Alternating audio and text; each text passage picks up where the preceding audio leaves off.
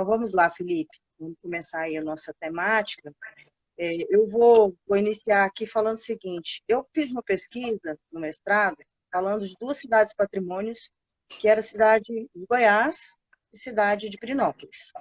Então, Uhum. na minha pesquisa, né, a gente sempre entendeu que o patrimônio, às vezes, não estava sendo usufruído da melhor forma possível, de modo que ele fosse preservado, né, e também utilizado pela atividade turística de uma maneira responsável.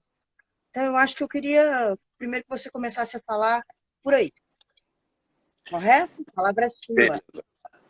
Então, Giovana, a questão do patrimônio e do turismo, primeiro a gente tem que entender que não é uma coisa recente, né? Tipo, nós temos desde a década de 60 que a Unesco vem trabalhando esses recortes de como trabalhar uma preservação de patrimônio, de como viabilizar ou até mesmo de captar recurso para salvaguardar esses bens, esses patrimônios. Então, assim, não é uma coisa de agora, né?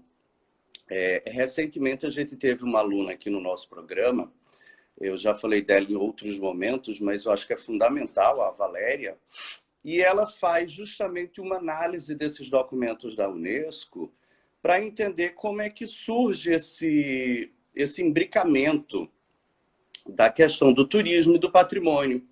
Ela faz uma pesquisa muito interessante, que ela vai se basear basicamente nos documentos que ela, junto com outros pesquisadores do grupo de pesquisa que ela faz parte, foram coletados lá em Paris, na própria biblioteca da Unesco, nos arquivos da Unesco, e ela vai ter como ponto de partida, principalmente, um documento de 1972, que é quando a Unesco faz a Convenção para a Proteção do Patrimônio Mundial, né, cultural e natural. E aí, assim, os estudos dela mostram que tem esse entrecruzamento o tempo todo, né? A Unesco vem pensando em estratégias de, ao mesmo tempo que fomentar o turismo, usar essa estratégia do fomento do turismo como uma iniciativa para proteção, preservação e salvaguarda dos bens, né? Então, assim, não é uma coisa recente. A gente pode ter essa certeza de que essas coisas estão vinculadas há muito mais tempo. Então, assim, é um caminho que já foi pensado e repensado, né? Algumas cidades já foram palco de processos de revitalização, de investimentos. Algumas tiveram um resultado mais positivo do que outras, né? E essas questões a gente tem que estar sempre pensando, porque cada lugar tem suas particularidades e não dá para a gente impor um modelo ou simplesmente pensar que existe algo formatado, tem que ser desse formato. Não tem, né? A gente tem que ter esse cuidado. Não. A gente percebe que existe esse modelo formatado e as pessoas às vezes não conseguem enxergar novas possibilidades de gerir esse patrimônio acoplado do desenvolvimento turístico. Por que isso? Exato. Por que não se percebe isso? É falta de entendimento, de sensibilidade? O que você acha? Olha, eu acho que tem um pouco de tudo, né? Antes de mais nada, há que se entender que não é um processo rápido, é um processo lento, é um processo moroso. Não dá para se fazer algo a toque de caixa. Tipo, nem todos os lugares estão com essa predisposição para o desenvolvimento da atividade turística. A gente Boa. não pode ter essa inocência, né? Eu acho que é quase uma utopia imaginar, não, o lugar é bonito, o lugar tem um centro histórico, o lugar tem atrativos, vai ser turístico, vai ter uma atividade turística. Então, assim, há que se ter todos esses cuidados.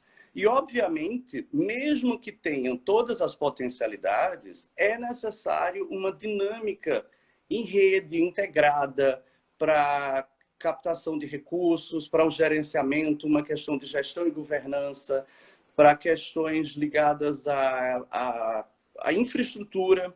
Muitos dos lugares precisam rever toda a questão da infraestrutura, Tem a questão também de que você tem que ter como foco central a qualidade de vida das pessoas que moram nesse lugar, a história dessas pessoas que moram nesse lugar. Então, não tem como a gente trabalhar o turismo sem correlacionar todos esses fatores, né? E no caso dos seus estudos no mestrado, um dos casos que sempre me chamou muita atenção foi a cidade de Goiás, né? Tipo, Exatamente. uma cidade que é considerada patrimônio mundial, né? Tem um centro histórico que tem uma riqueza de elementos que, por si só, à primeira vista, a gente poderia dizer só isso já basta. E é um caso fatídico de que não é bem assim. Né? Tipo... Olha, o exemplo que eu tenho para te dar de lá, que assim, eu vejo desde que eu fazia graduação, as pessoas sempre tinham aquele olhar, desde que ela se tornou patrimônio da humanidade. Ah, eles não gostam de receber, eles são mal educados, as coisas estão fechadas nos momentos que deviam estar abertas. Então, tem toda aquela conversa repetitiva das pessoas que faz com que outros acreditem que isso é verdade. Né? Então, criaram aí um estereotipo para o morador da cidade de Goiás, para a cidade de Goiás. E, na realidade, a cidade de Goiás, ela foi atacada. É uma coisa assim de... Vai ser patrimônio e pronto. Então, não se sabe exatamente, né? Até que ponto essa comunidade entendeu a importância disso.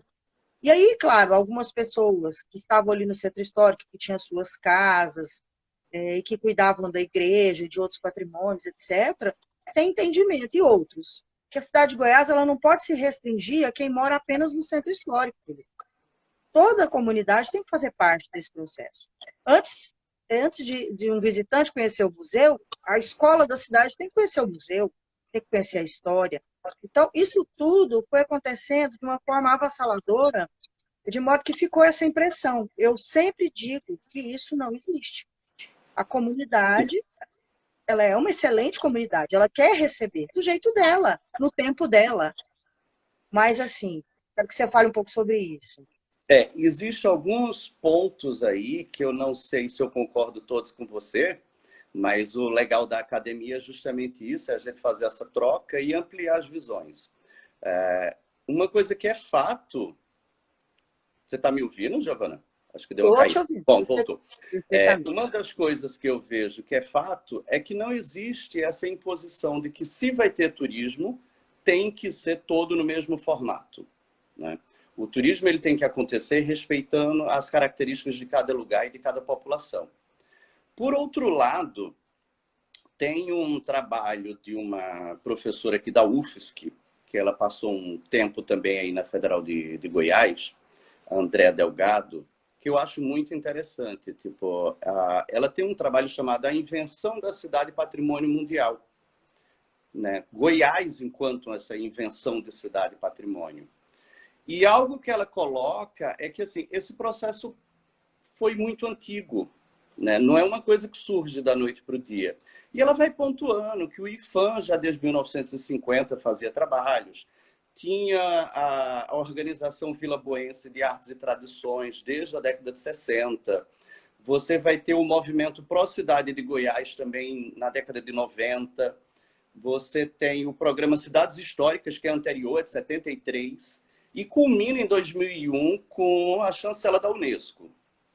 Mas, assim... Essa chancela da Unesco, ela aconteceu com um movimento do governo, né? Que, evidentemente, eu comecei a estudar turismo lá em 2008. Então, a minha dissertação foi defendida em 2010 e falava justamente dos conflitos de interesse, né? Desse desenvolvimento de base local, onde o pano de fundo era o patrimônio versus o turismo. Então, por isso que eu digo, passou 10 anos já. Então, a ideia é justamente resgatar isso para entender onde estamos, né? E o que passou, né? O que melhorou e o que não melhorou. Os avanços, né? E as coisas que não aconteceram efetivamente. Porque a cidade, ela fez investimentos, os moradores fizeram investimentos, existe todo um legado que essa cidade tem nesses anos que ela está trabalhando, desde que ela se transformou em patrimônio, as coisas estão acontecendo, mas eu percebo na comunidade, às vezes eu vou lá fazer algumas outras pesquisas, que eles têm uma certa frustração. Penso que eles queriam mais turistas, entendeu? Eles queriam mais fluxo. Então, é isso que aconteceu. Te Eu ouvir acho aquele que dia no Calidon me abriu assim, muito a mente em algumas coisas, e por isso que eu quis conversar com você por aqui, pelo canal da BB. eu confesso, Giovana, que eu nunca fui à cidade de Goiás. Você vai ficar me devendo essa visita, né? A gente tem a Fabiana Craveiros também, que é lá da região, Isso. e eu tenho que fazer essa visita pessoalmente. Então, o que eu vou falar é baseado em estudos, em outros artigos que eu busquei. E uma das coisas, assim, primeiro que eu posso pontuar é que o próprio título desse trabalho da Delgado, ele já chama atenção. Ela vai acionar um conceito do Halbach, né, de invenção de tradição, e isso é algo que já toca um sinal de alerta. Dentro da fala dela, ela já pontua algumas questões como, a princípio, as próprias famílias tradicionais, ela coloca isso no texto entre aspas, né? Ela já mostra que tinha determinadas resistências. As pessoas tinham medo de estar condenando a cidade à morte, né? Isso, palavras dela. Né? Tipo, medo de não poder fazer mais nada, porque tem aquele discurso de que uma vez um prédio ou um centro histórico esteja tombado, você não pode mais mudar. E aí, assim, teve sim, por parte da população, uma resistência, né? Não sei se mantém até hoje. E outra coisa que ela pontua também, que eu acho bem interessante, é o processo de construção, como se deu. Ela vai dizer que, assim, primeiro foi o tombamento de monumentos, de prédios, de fatores isolados, vamos dizer assim, de patrimônios, de bens isolados, até chegar no conjunto do centro histórico. E aí ela pontua que isso terminou gerando um campo de conflitos. E aí baseado em várias outras questões. Desde a questão de Goiás ter deixado de ser a capital, né? A capital migra para Goiânia, o entendimento de quais seriam os novos recursos e como não deixar determinadas coisas acontecerem de forma a impactar negativamente a cidade, mas também ela coloca que foi tentado se construir uma imagem da cidade de Goiás, e ela chama assim de o movimento de cidades históricas consagradas. Ela chega a dizer que foi utilizando o recorte de Minas, as cidades históricas de Minas, para poder fazer a atribuição de valor à cidade de Goiás, para mostrar que ela era um reflexo da história do Brasil. Essa história que reflete numa memória nacional. E todas essas questões, elas vão estar inseridas diretamente em quem ela vai estar representando, que tipo de identidade ela está promovendo, que tipo de memória ela vai estar acionando. E uma das coisas que ela coloca é que esse processo se deu de forma excludente. Então, a princípio, quando você tem os tombamentos no Brasil, a primeira coisa que vai ser vista é o que é autêntico brasileiro. E aí surge a questão do barroco. Né? O barroco brasileiro é um expoente, é uma das primeiras questões a serem foco do patrimônio nacional. E aí tudo que era não católico já não entra nesse viés. Então, você já tem uma parte da comunidade que fica de fora. Outra questão que ela pontua é que você vai estar contando uma história a partir do olhar das elites. Então, assim, as senzalas, os bairros operários, outros segmentos não são englobados e não são envolvidos nesse processo. E isso pode ter gerado um processo de ruptura. Enquanto algumas pessoas se viam identificadas e se viam representadas, outras podiam olhar e dizer, não, isso não tem nada a ver comigo, eu não quero isso. E talvez o não dito tenha muito força, e tenha tanta força quanto o que é dito. Então, esse processo talvez seja algo que tem que ser revisto. É inegável que o conjunto patrimonial, as igrejas barrocas, os prédios históricos, coloniais, representam uma parte histórica do Brasil e uma parte do nosso patrimônio, Mas a gente tem que entender que tem outras coisas, tem outras questões e que a gente tem que ter esse olhar atento. A gente não pode marginalizar um determinado grupo em detrimento de outro. Porque essas pessoas, ao não se identificarem, elas podem literalmente boicotar, mesmo que inconsciente. Então, eu vejo que a cidade de Goiás passou por esse processo, né? Foi construída uma imagem totalmente baseada no que o Pollack vai conceituar e vai colocar como uma imposição, uma violência simbólica, porque aquela memória coletiva que é colocada, ela é coletiva até um certo ponto. Ela não abrange a totalidade do município e o município não tem como abraçar aquilo ali como um todo. Será que todo mundo entendia aqueles prédios, aquela história, aquela situação política e social? Será que todo mundo tinha essa identificação? E aí são questões que têm que ser revistas. Não que vá se descartar, mas tem que ser pensado na totalidade. Né? Então, tem algumas pessoas aqui te dando um oi, acenando para você. Alguns ex-alunos seus aqui da pós-graduação de O Goiás, que Senac. você teve isso, a oportunidade de estar aqui com a gente, né?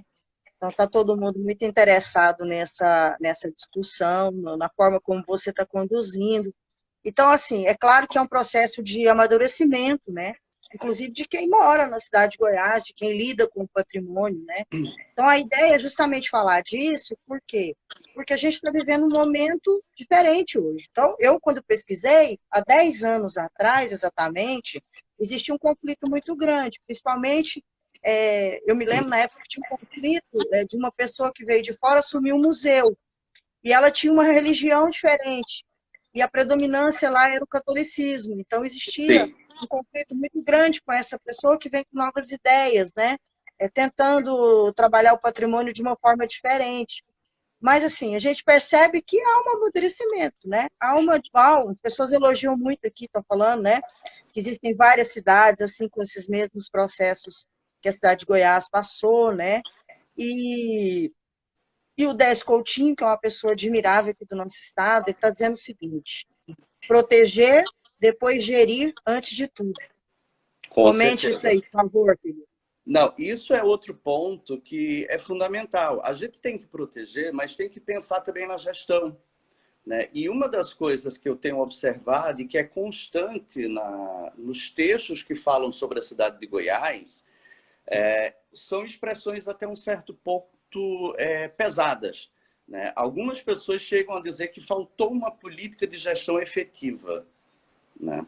Que o processo foi lento, que se pensou no centro histórico, né? Teve esse processo de dar um valor histórico, foi tombado monumentos, edifícios, depois passa para centro histórico e depois passa para o reconhecimento enquanto cidade, mas teve textos que eu tive dando uma lida que disseram coisas como a influência na questão da dinâmica urbana ela não acontece. Ela acontece muito seletiva enquanto centro histórico, enquanto chancela de Unesco, mas enquanto dinâmica urbana, a sensação que me transpareceu em alguns autores é que não houve esse pensamento. Não foi promovido, porque eu acho que era uma questão de dinâmica. Se as pessoas tinham medo, por exemplo, de não ter mais o... eu achei interessante que alguns relatos diziam a gente não é mais nem dono das nossas propriedades, nem donos mais das nossas casas. Então, assim, caberia uma intervenção imediata, né? Cabia restauração, cabia uma nova interpretação desse patrimônio, a abertura para visitação pública. E a gente sabe que o pessoal da UVAT tentou fazer isso ao longo dos anos, ao longo de décadas. Né? Eu acho que é a primeira instituição a pensar o turismo como um recurso para utilizar esse centro histórico e esse patrimônio, não só como uma referência de um passado, mas pensar a cidade de Goiás como novas perspectivas para o futuro. Né? Você tem que pensar que foi uma outra visão que foi dada para a cidade. E aí, se foi abraçada ou se foi efetivada por todos os setores, é que é complicado. Como você mesmo estava dizendo, é uma questão política. Por mais que as pessoas se identifiquem ou não com o patrimônio, a chancela vem de cima para baixo.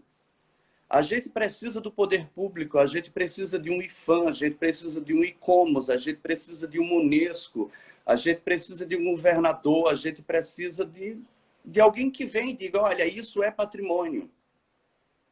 E isso é uma Exatamente. coisa que me aflige, porque quem mais do que a própria população para dizer que aquilo ali é o patrimônio?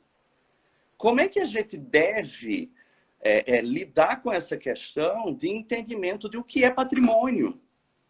Sabe? Recentemente, saiu uma nova edição da revista Confluências Culturais e tem um artigo meu lá com... Eu brinco no título dizendo que é um não patrimônio, porque ele não é chancelado, ele não é reconhecido por muitos dos órgãos aqui de Joinville, e tem vamos dizer assim, tem segmentos da comunidade que não o reconhecem, mas tem uma grande população que usa e se apropriou desse bem, e me fez pensar o seguinte, e eu até selecionei um trecho do que eu coloco nesse meu artigo para falar que, tipo, patrimônio ele não é uma coisa em si. Tipo, primeiro ponto, a gente tem que entender assim, a gente fala muito patrimônio material, imaterial, patrimônio cultural, patrimônio histórico, patrimônio natural. Foram criadas características N, né? Tipo, embora o pessoal do patrimônio não se agrade muito, tem até um autor mexicano, o Costanzo, que ele fala que existe o patrimônio turístico, né? Que é uma forma de você sintetizar os valores culturais e você promover um intercâmbio através das pessoas que estão viajando. Então, assim, existem diversas maneiras de você enxergar o patrimônio. Só que eu acho que o principal ponto de partida de todos eles é que a gente tem que entender que o patrimônio ele não é uma coisa em si, ele é um processo. Ele é um processo porque ele é fruto da vida e da cultura das pessoas, né? Tipo, ele vai ser relacionado com a construção das identidades daquelas pessoas, daquela comunidade. Não é uma cidade cenográfica, tem toda Não, uma história ali, tem uma né? história, tem pessoas, tem uma comunidade, tem vida. Suor e lágrimas. E infelizmente a gente vai ter que entender que o resultado final ele só é fruto de ações políticas. E aí, o que é que eu quero dizer com isso? Não adianta Giovana, enquanto moradora de Goiânia, dizer esse prédio aqui é meu patrimônio, esse saber é meu patrimônio. Porque parece que as pessoas só vão dar realmente ouvidos na hora que diz assim, olha, tal órgão disse que isso é patrimônio. E aí passa a ter sentido. E Valor. Um passa a ter valor um que já sentido. existe e que as pessoas entendem, né? E pode ser que seja um sentido que não seja o seu. Pode ser que seja um sentido que não pode ser que não seja da maioria das pessoas da comunidade. A Laura Jane Smith vai dizer isso claramente. São discursos autorizados do patrimônio. Eu chancelo, eu tombo, eu registro e a partir Eu, desse dia eu crio um patrimônio. E aí eu, enquanto autoridade do patrimônio, né, eu vou dizer, está institucionalizado, isso aqui é um patrimônio e ele deve ser visto como patrimônio porque representa tal história, tal memória. E as outras?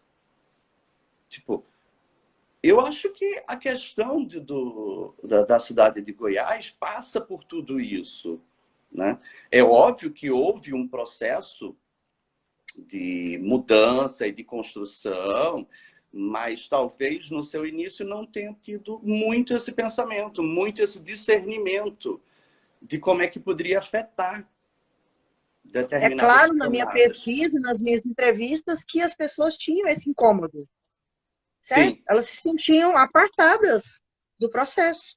E isso é complicado, né, de acontecer. Porque como é que eu moro? Como é que eu nasci, cresci, convivo e não faço parte? E pois aí é. alguém vem e diz, é assim, pronto. É E assim, fica pronto. quietinho. E fica quietinho, aceita. Não é É, terrível isso? dentro das coisas que me chamaram a atenção, por exemplo, vem algumas... Vem outros autores à minha cabeça que eu fico pensando e fazendo correlações.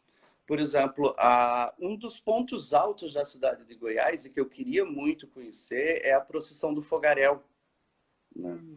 E a própria Delgado, ela coloca no artigo dela de invenções, é que a procissão do Fogaréu, salvo me engano, ela é inserida nas comemorações da Semana Santa nos anos 60. E Certo. aí é interessante quando a gente começa a pensar, principalmente no momento atual que a gente vive, de valorização do que é tradicional, e aí você tem aquele eterno dilema. A arquitetura contemporânea, moderna, a não ser se você está falando de Oscar Niemeyer, dificilmente alguém vai atribuir valor histórico e tradicional. Tem todo um processo de peso contra esse reconhecimento. Mas aí, assim, algo que passou a ser normatizado com os anos 60 em diante, é algo de quê? De 50 anos, a procissão do Fogaréu? Tipo, e ela tem esse reconhecimento enquanto patrimônio, enquanto história, enquanto momento. E aí a gente vê que existe um jogo de interesses por trás disso tudo.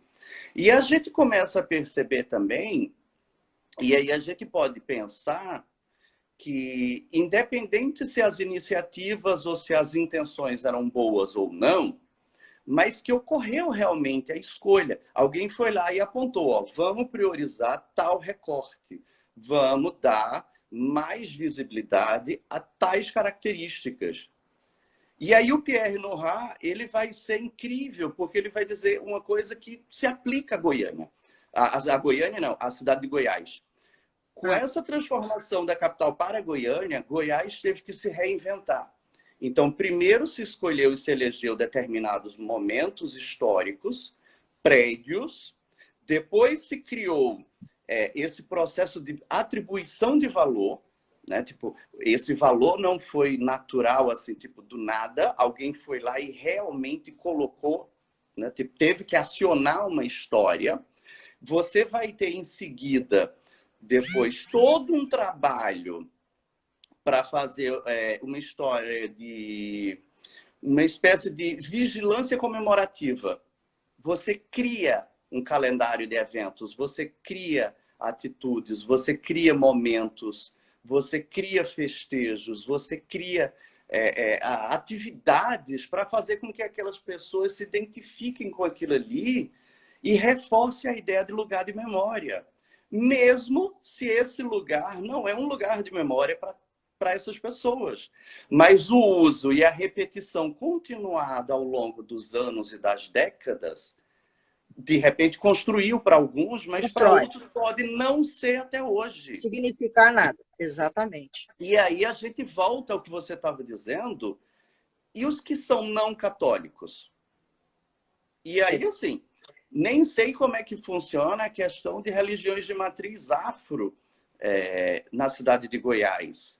Mas bem mais próximo, e não precisa nem chegar tão longe, as religiões de matriz afro, basta a gente pensar nos neopentecostais.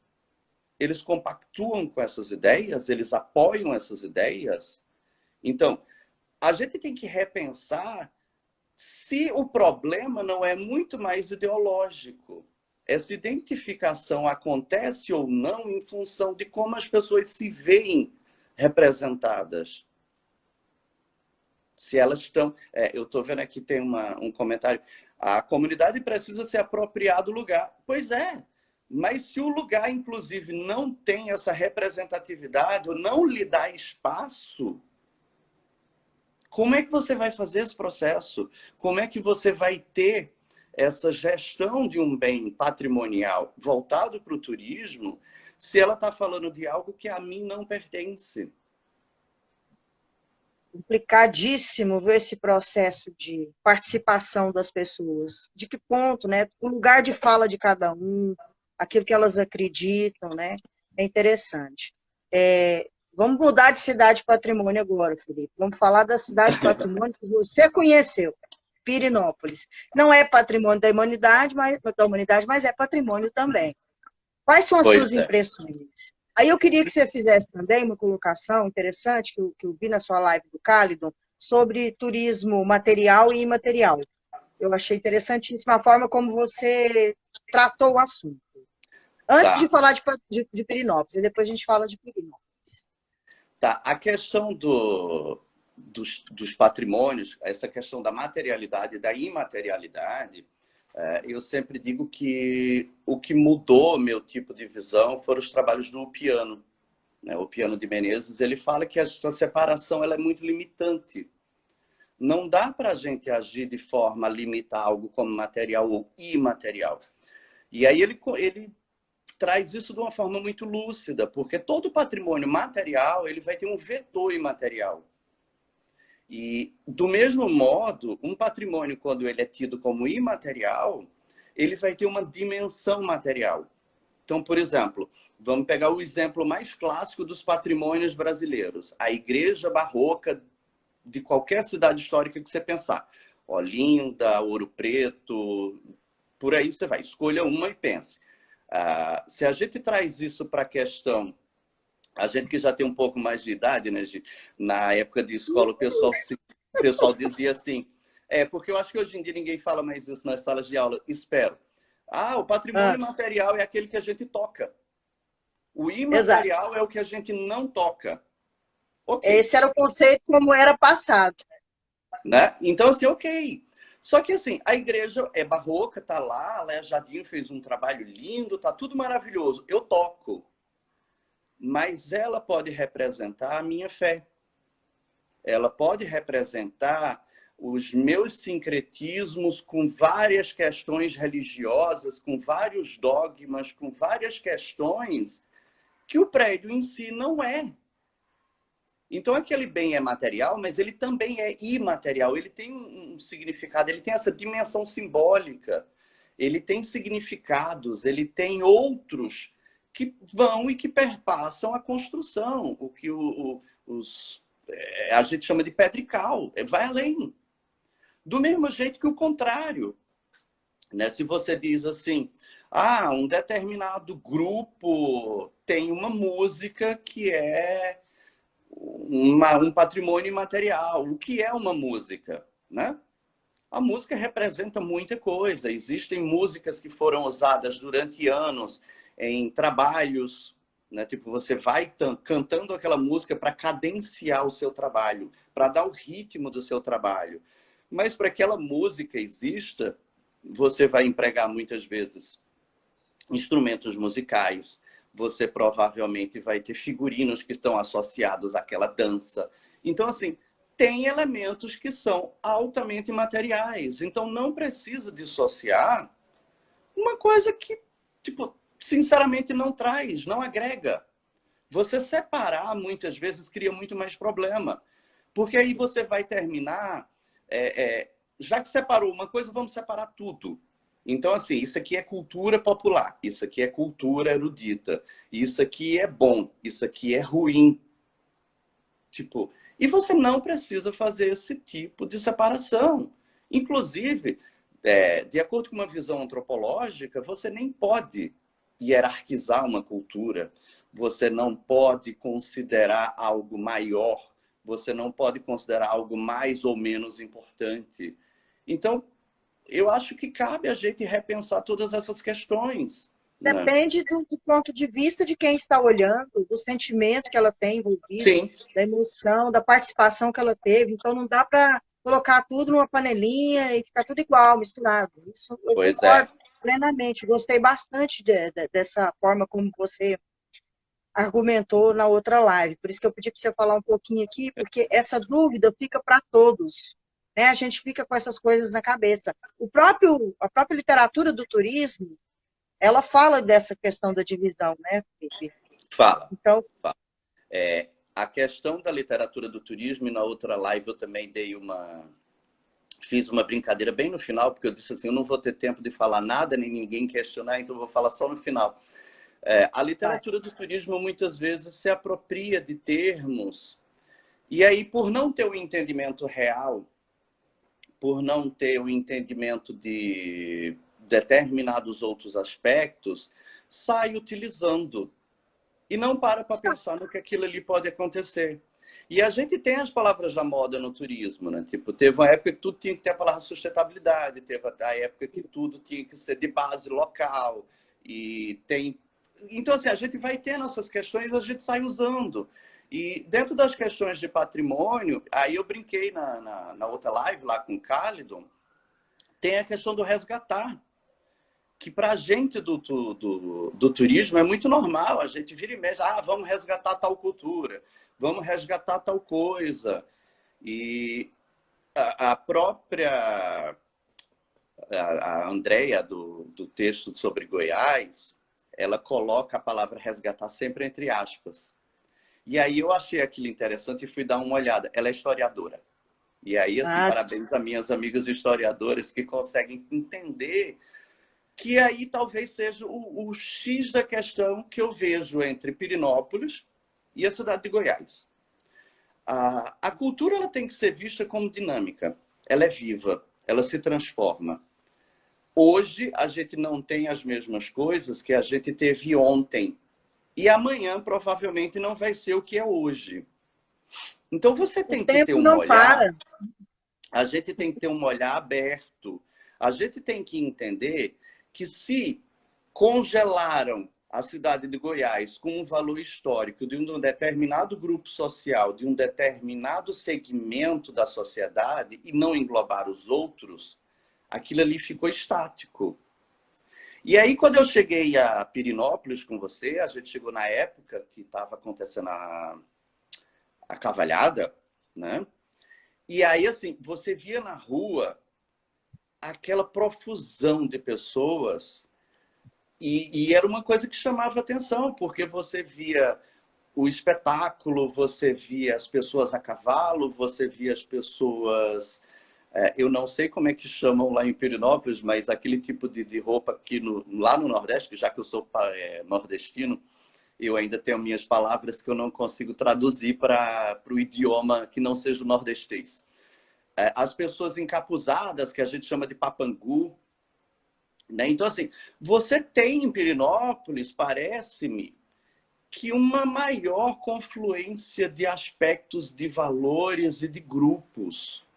A Pirenópolis não é só uma cidade que tem prédio histórico. Pirenópolis é uma cidade que tem cachoeiras. Pirenópolis é uma cidade que tem eventos. Pirenópolis é uma cidade que tem o artesanato.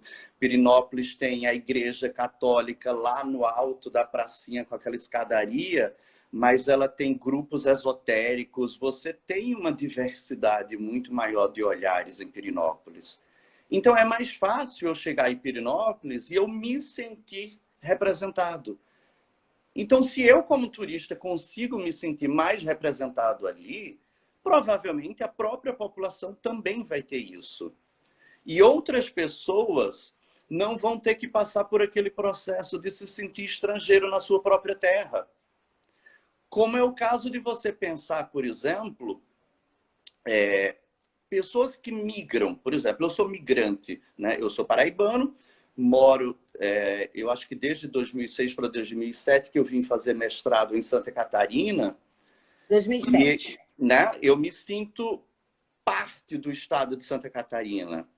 Mas eu mesmo não tendo nascido aí. Né? Mas eu escuto assim, de uma forma muito corriqueira, às vezes sem as pessoas terem intenção de agredir, aí, frases do tipo, os que são daqui, os que não são. A gente que é alemão, você que não é.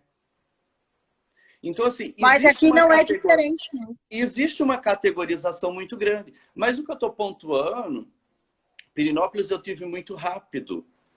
E aí, se existe isso, e provavelmente existe, porque sempre vai ter aquele vínculo de eu me aproximo dos meus iguais, e até para poder ser uma forma de defesa, ou não ter medo do diferente, eu vou permanecer entre os meus iguais... Mas talvez esse impacto com o olhar de fora, ou com as pessoas que hoje fazem parte dessa comunidade, não seja tão agressivo. E isso impacta também em como a atividade do turismo ela é desenvolvida. Então, não é só uma questão de você ter redes de governança e de infraestrutura, mas você precisa também desse elo entre as pessoas da própria comunidade. né? Verdade. Eu estou vendo aqui nos municípios pequenos tem isso. Sim, tem. Mas o que eu estou querendo pontuar é que existem alguns outros lugares onde essa questão ela é muito mais forte e ela engloba outros valores. Tem a questão de você ter nascido ou não, mas tem a questão também de que alguns lugares parece que você é mais facilmente incorporado àquela comunidade. E outros, esse processo é mais difícil. E como é que a gente vai trazer isso? Se a própria população se segrega, como é que ela vai estar trabalhando com o turista?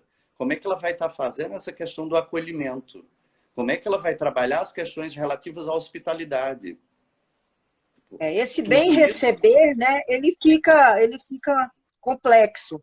Eu vou é. citar aqui uma menina aqui, ó, que está te elogiando bastante, ó, ela falou o seguinte: aprendi muito com essa fala. Quem melhor para saber o que é patrimônio do que a população? É uma Pois ótica é. simples, mas pouco percebida, né? Sim. Integrar as pessoas e o papel fundamental do turismo. O que você É, acha disso? a professora Silvia Integrar as Zanerato, pessoas é o papel principal do turismo? Você acha que é isso? olha, Nayara, ele vai te responder agora. o papel principal do turismo, a gente não pode ser também inocente e não pode esquecer É que é uma dinheiro. atividade administrativa e econômica. Econômico. Então, ela é econômica por natureza. O Thomas Cook não levava o pessoal para passear porque ele era bonzinho, né? Tipo, ele Claro estava que, querendo ganhar como nos dinheiro. livros de turismo fala, que ele estava assim, sendo bonzinho, né? Na realidade, ele estava querendo ganhar o dinheiro dele, Então, simplesmente. assim, todo mundo tem boleto, para o final do mês chegam as contas e a gente tem que pagar. Não tem problema em ganhar dinheiro. Eu trabalhei muito tempo e ainda trabalho com turismo comunitário e com algumas associações aqui em Santa Catarina, principalmente, em Portugal também, e eu sempre digo, o dinheiro faz parte. O que não deve existir é uma exploração indevida. Você não pode explorar o seu consumidor, nem você pode explorar o produtor local que está lá na ponta da cadeia. Você tem que pensar numa coletividade. E aí, assim, voltando à questão do que é patrimônio e de quem é o patrimônio, numa aula inaugural aqui do nosso mestrado, né, para quem não sabe, eu sou professor colaborador aqui no mestrado de Patrimônio Cultural e Sociedade na Univille. A gente recebeu a professora Silvia Zanerato da USP, que é uma parceira nossa, né? Nós fazemos parte da cátedra da Unesco de Cultura, Turismo e Desenvolvimento, e ela pontuava isso, ela dizia assim, às vezes o pessoal tem essa necessidade desvairada de transformar tudo em um objeto turístico ou de chancelar tudo para tombar. E aí, na fala dela, ela dizia assim, se a comunidade vive, reconhece e se identifica, ela provavelmente ela vai também proteger, vai salvaguardar e ela vai transmitir esse conhecimento, vai perpetuar essa tradição. Você ter uma chancela, você ter um tombamento, não vai garantir nada. Você pode tombar um prédio e as pessoas não se interessarem naquela preservação. Elas não se identificam, elas não querem. Do mesmo jeito que você pode ter uma atividade turística, as pessoas vêm, visitam, acham bonito, batem uma foto, vão embora. Mas as pessoas que estão ali, as donas daquele espaço, elas têm que entender o uso e a função daquele espaço. Se elas não estão tendo essa correlação de uso e de função com aquele patrimônio, ela vai simplesmente abrir mão, né? E ela vai deixar. Porque existem determinados patrimônios, e aí a gente tem N exemplos mundo afora de ruínas. Existe o direito à ruína. Aquele patrimônio ou aquela vida, aquele sentido, existiu durante um certo tempo. Depois ele passou a não ter mais sentido para aquela comunidade. Então, assim, eu vou ser obrigado para o resto da minha vida e os meus descendentes vão ter que perpetuar essa questão porque alguém que não é da comunidade veio, disse que era um patrimônio da humanidade e a humanidade não está nem aí, a população não está nem aí, a comunidade não está nem aí, eu vou ter que preservar porque alguém mandou? Nossa, Na interessante. prática, não é assim que funciona. Na prática, as pessoas não vão fazer isso. Tem Agora, uma se você pergunta aqui, tem... Felipe, do Décio novamente, né, interferindo aqui. felizmente, que o Décio é uma pessoa querida e muito inteligente, existe agora um movimento de derrubada das estátuas das cidades brasileiras por parte da população. Vejo que a estátua do Anhanguera, que fica aqui em Goiânia, ali num ponto crucial entre a Avenida Goiás e a Anhanguera, né, pode também ser, eu enxergo alvo. Poderia comentar? O que você acha Então, disso? e assim, não só no Brasil, mas eu acho que no mundo inteiro. Eu acho que recentemente agora, após a morte do Floyd, que tiveram todas essas movimentações, derrubaram uma estátua e jogaram a estátua no rio, né?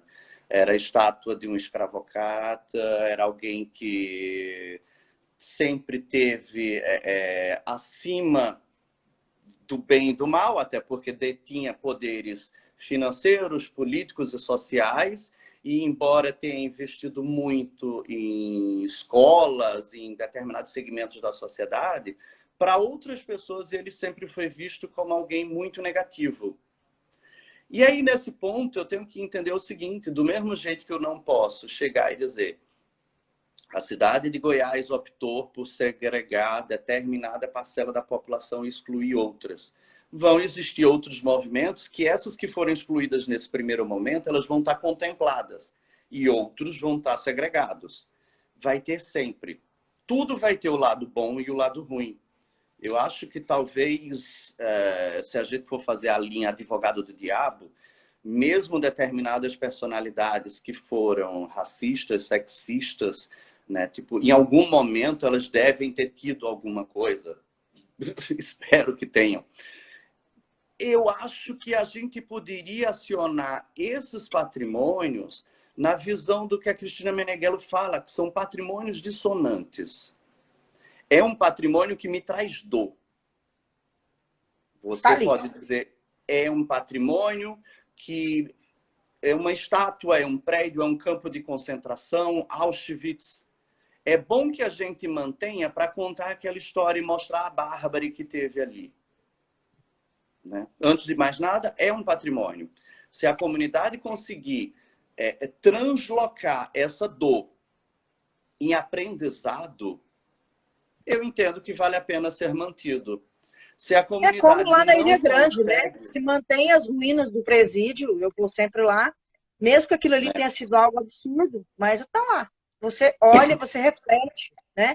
Não, e você E pode conta a história. refletir, você pode e deve refletir em cima dos acontecimentos que tiveram em torno daquele lugar e daquela pessoa.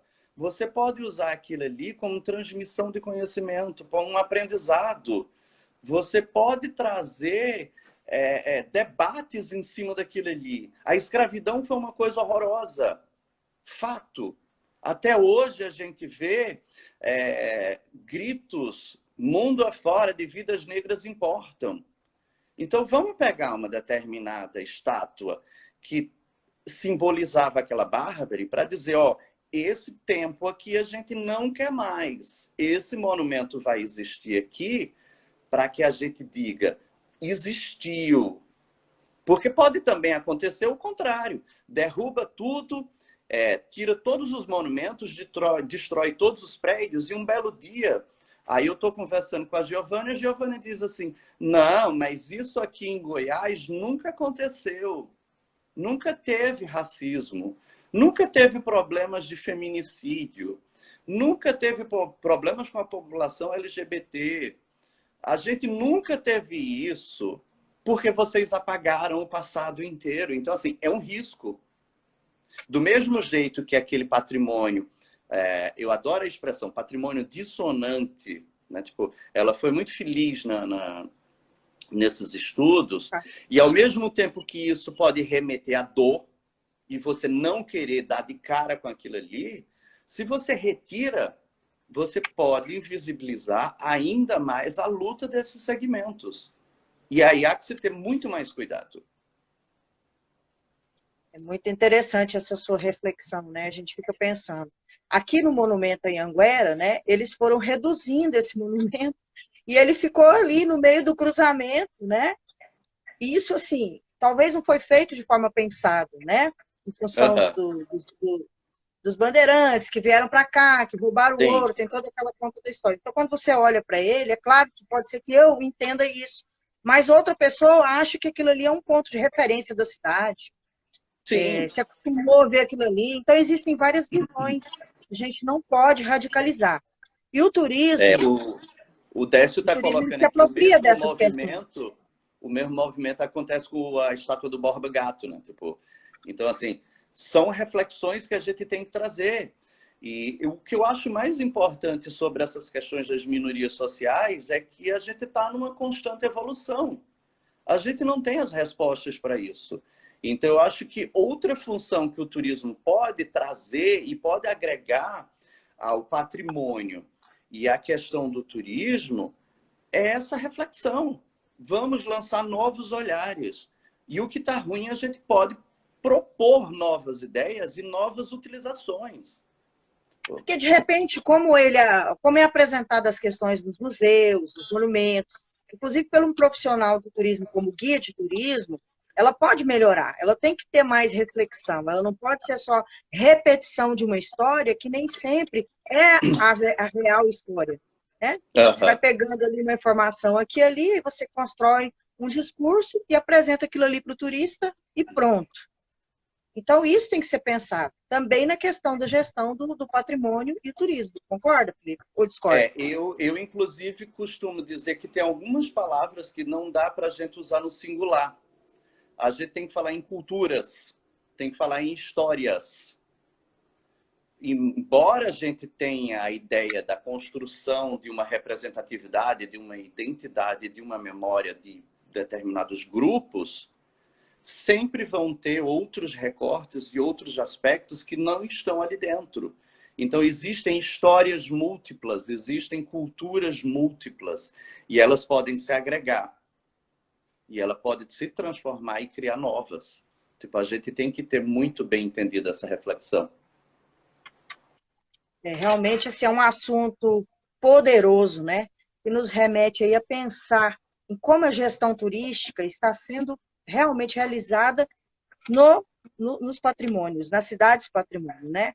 E principalmente com essa questão dos patrimônios que causam dor e que trazem memórias afetivas e doloridas, eu acho que isso aí a gente teria uma outra live para falar sobre isso, né? Tipo, tá aí o segmento do dark turismo, apesar de que algumas pessoas não são muito adeptas do termo ou do segmento em Fala um si, pouquinho desse mas termo, ele explica como é que ele existe. surgiu. Pois a história, bem rápido, porque eu acho que inclusive nosso tempo deve estar acabando, Mas está surge tranquilo, né? com a questão do turismo cemiterial, e aí depois todos os outros espaços que remetiam ao contraste de dor e alegria, de sombra e luz, começaram a ser evocados e começaram a ser visitados. Alguns por pura diversão e o entendimento de que o macabro pode ser entretenimento, mas também como uma forma de repensar esses pontos. Né? Tipo, eu acho que agora, esse ano, no meio, para o próximo semestre, deve estar saindo um novo capítulo de livro sobre dark turismo, que eu faço o trabalho junto com o Tércio, que é um aluno do mestrado. Ele, inclusive, acabou de comentar aqui na live. A gente fez uma análise sobre uma estátua que tem aqui na cidade de Barra Velha, que foi uma estátua erguida pela morte de um surfista e que as pessoas utilizam o monumento muito mais para reverenciar a vida e a alegria de viver do que a morte dele. Então, assim, é muito complexo a gente trabalhar as questões da dor e da morte. Os Não significados tem são como diversos. você prever, né, Felipe? Como é que cada comunidade, como é que cada indivíduo ele vai se relacionar com esse monumento, com essas lembranças, né? É impossível você prever. Você coloca ali Pois para é. homenagear a morte, o que está acontecendo, né? É diferente, né? As Então, pessoas usam hoje em dia muito mais para falar de que era um esportista que vivia do surf, que aí remete a sol, a praia, a vida, muito mais do que a dor da morte. Então, talvez o que falte com esses patrimônios dissonantes é a gente criar formas e estratégias de utilizar isso para reeducar, para reentender, para poder acionar outras questões e proporcionar um debate maior. Então, eu vou passar aqui um comentário da professora Nilza Brito, foi sua aluna, né, na pós-graduação, uma aluna custosa, está aqui participando efetivamente. Ela disse o seguinte: historicamente, Pirenópolis foi muito mais aberta que qualquer outra cidade do estado de Goiás, inclusive cidade de Goiás, que é colonial, do período colonial, Sim. né? A cultura formal e tradicional miscigenou, apropriando-se de valores da comunidade receptiva, deve ser receptora, né? Foi isso que ela quis escrever. O que você fala sobre isso? Então, isso é uma coisa que era como eu estava falando. Eu senti isso quando eu visitei Pirenópolis. Ela estava, inclusive, no final de semana, né, acompanhando a visita, e era essa a sensação que eu tinha.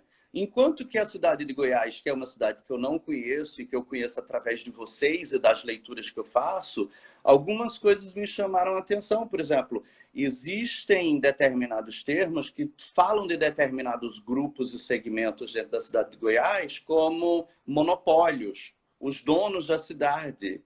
Por outro lado, essas pessoas entendem que são as únicas que trabalham em prol da cidade e dos patrimônios, que os outros ficam esperando que as coisas aconteçam. Então, assim, é uma questão de entendimento de como a comunidade vai se portar e entender e se posicionar. E como é que ela vai ser aceita? E a gente volta a bater na mesma teclinha que eu e você, a gente tecla sempre. Criar uma rede de parceiros é fundamental. E que essa rede seja interdisciplinar e que ela abranja o maior número de pessoas e as mais diversas, talvez seja um dos caminhos que mais traz benefícios do que malefício, né? Somos turismólogos, a gente tem que dar as mãos e lutar pela nossa profissão, que é complicadíssima, não é nem reconhecida, mas, ao mesmo tempo, a gente não pode descartar que a gente precisa de um biólogo, de um estatístico. Desculpa, Felipe, eu fiquei tão empolgada que eu não fiquei lendo aqui o tempo, mas pode concluir, o pessoal está entrando novamente. Não, mas era isso. Eu acho que a gente tem que finalizar dizendo isso mesmo. A gente tem que repensar os usos do patrimônio, né? A gente tem que buscar a maior representatividade possível, a favorecer a inclusão, né? Não dá para a gente viver da exclusão, não dá para a gente viver de apropriação indébita de determinados pontos, porque a história das pessoas importa, né? Tipo, todas as pessoas, elas merecem e podem. E quando elas não estão representadas, elas buscam outras maneiras, elas buscam outros formatos de estar ali, né? E a gente pode fazer isso de uma maneira que seja menos dolorosa. E quanto às questões dos patrimônios que trazem tantas lembranças negativas, a gente deve sim buscar uma outra forma. Se a comunidade entender por bem que não quer e que não deve mais mantê-las, eu acho que também cabe entender. Agora, se existir outros formatos, eu particularmente apoio, né? Tipo, é bom que exista aquela cicatriz ali no meio da cidade para deixar claro que aquilo ali em algum tempo existiu e que será inaceitável que exista novamente. Então, não deve voltar a ter determinadas coisas. Então, é bom que esses marcos temporais, que o patrimônio traga esses exemplos. Então, é uma forma de se pensar. E que o turismo, né, possa trabalhar isso de uma forma reflexiva. Evidentemente Sim. que aqui é um atrativo, ele vai trazer visitação, fluxo de pessoas, mas que ao contar essa história, as coisas sejam um pouco diferentes, né? A gente conte a verdadeira história, tenham profissionais envolvidos com a construção desse conhecimento para repassar ao turista e não, né, ficar falando de uma forma sem responsabilidade, com todos aqueles fatos que representam aquele monumento, aquela A história, aquela história, cidade. a história não pode ser apagada, né? Não. A história tem que ser lembrada e repensada, né? Tipo, as questões que foram pertinentes e que, porventura, a população queira manter e preservar, deve ser mantida, e aquelas que só foram danosas, que sejam revistas. Talvez seja essa a grande reflexão que o turismo pode trazer para determinados patrimônios, e esses que estão tão complicados e colocados em xeque hoje em dia. Exatamente. Pessoal, então, assim, quero agradecer a participação de todos, Nilza, Décio, Clícia, Luana, os amigos do Felipe aí, ele pode citar depois, professora Evelyn, acho que tem mais gente aqui, não sei, os que estavam na outra anterior, enfim, o Evandro, né, que sempre tem colocações tão bonitas, tão carinhosas com a gente, com a Bebê do Goiás, e quer dizer o seguinte, que o Felipe, ele é turismólogo, certo, gente? Um orgulho para a nossa classe, um orgulho mesmo ter uma pessoa que estuda tanto, que se preocupa tanto, e ele não faz essas conexões da cabeça dele, de juízo de valor, não. Ele é um estudioso da área, ele é uma pessoa que pesquisa muito e tem uma colaboração científica para o turismo sem precedentes. Então, a gente tem que entender o seguinte, a gente tem que valorizar os nossos. Além de ser turismólogo, ele é mestre em turismo e hotelaria, doutor em turismo e hotelaria, e outras coisinhas mais, né? O trabalho dele é um trabalho aí grande, com comunidades, com produção associada ao turismo, com base de turismo local, com história, com patrimônio, e agora ele está aí contribuindo com esse mestrado da Univille na questão cultural, né? Com orientações maravilhosas, né? A gente teve a oportunidade aqui dele orientar a Vitória, que é uma pessoa que era Sim. da BBTU, uma pessoa querida, que tratou assuntos interessantes. E assim, sempre que posso, convido o Felipe para vir a Goiânia, porque ouvi-lo é um prazer, uma satisfação, é um aprendizado. E eu espero que agora ele vai ter tempo de se despedir, porque agora nós estamos na segunda live. E peço desculpas a vocês, que eu não sou muito tecnológica, eu fiquei tão envolvida que eu não olhei o tempo, tá bom? Por favor, Felipe, a fala é Mas assim, sua. foi minha também a falha, porque eu falo demais. Né? Não, Tipo, eu normalmente fico fazendo a live pelo celular, porque eu acho mais fácil, e mantenho o note aqui com pontos de anotação e com relógio, mas dessa vez eu me empolguei com você. Me empolguei porque, como você mesmo estava dizendo, Giovana, a gente tem um emaranhado de trabalhos e de questões, e meu vínculo com você começou no mestrado e se estendeu, né? Tipo, após do Senac, foi um trabalho lindo que a gente desempenhou durante um certo tempo aí em Goiânia, em Caldas Novas. E era isso, eu queria dizer que quem mais tiver interesse depois pode me contactar, eu posso passar os textos dos autores que eu estava falando, e sobre os meus trabalhos também eu estou à disposição. Né? Eu sintetizo dizendo que eu sou... Você falou que eu sou um turismólogo, sim, sou. Né? Sou formado, mestrado e doutorado em turismo, mas eu brinco dizendo que nada disso teria sido possível se eu não me considerasse o que eu me considero né, tipo, de início, que é um farmacêutico aposentado. Né? Passei anos na área da saúde e trabalhando com o setor de eventos. E aí eu entendi que não dá para a gente brincar de trabalhar de setor de eventos ou não dá para trabalhar de turismo se a gente não entende, não conhece a área. Então eu busquei me capacitar e depois terminei abandonando a área da saúde, embora eu faça pesquisas que correlacionem turismo e saúde e qualidade de vida, mas passei por determinados segmentos de estudos como o turismo comunitário e o de eventos, e eu entendo hoje em dia que tudo isso é porque tem esse fio condutor que é a cultura, as questões de cultura e de patrimônio.